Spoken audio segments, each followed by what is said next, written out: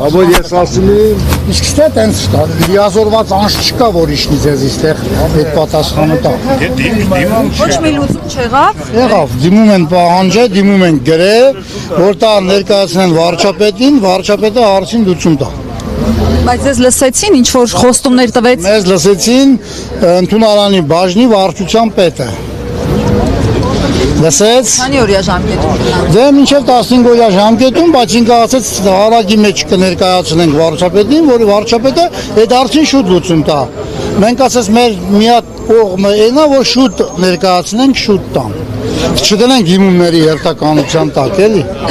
Ձեր բողոքը անակնկալ չէր, բայց կառավարության համար, որովհետև առաջին անգամ չի, որ դուք ձեր դժգոհ։ Անգամ ստեղ առաջին անգամ են լսում, բայց անակ մենք վարչապետին դիմում նամակով on-line նամակ ենք ուղարկել, ինքը կարդացել է, գիտի տեղյակա երևի, մենք չգիտենք։ Բայց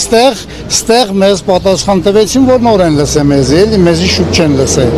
Հիմա մեզ այսօր ստեղ նոր են լսում։ Առաջին մարմինների դիմել եք ձեր բողոքը ներկայացրել։ Մարմինների դիմել ենք քաղաքապետարանին, դիմել ենք մարզպետին, ոչ մարզպետն է ներկայացել, ինքը ներկայացել է, որ ինքը արձակուրդումա չի կարա ներկայանա, քաղաքապետը ներկայացել է, որ ինքը գործեր ունի չի կարա ներկայանա։ Այդ տվյալները մենք բոլորը ունենք սխալ տվյալներ դատախազությունից, որ դա դատարանը շահել է ինքը գործատերը, որ պետք է այդ գործը դնի, բայց այդ տվյալները սխալ է։ Տվյալների մեջ գրած է, որ տները 150-200 մետր հեռու են հանքատարածությունից, բայց 60 մետր էլ չկա, 600 մետր է։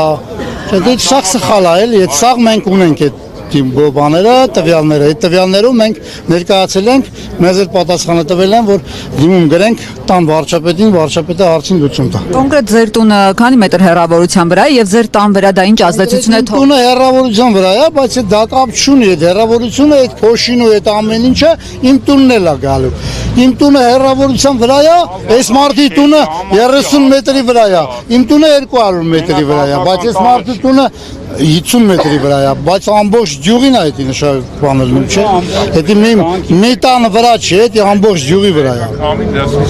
Այսինքն դուք ձեր մտահոգությունը հիմնական սա է, որ եթե հանքը շահագործվի, ավազ հող փոշի է լինելու, որը ձեր առողջության, ձեր երեխաների առողջության վրա է։ Նշանակ, միանշանակ։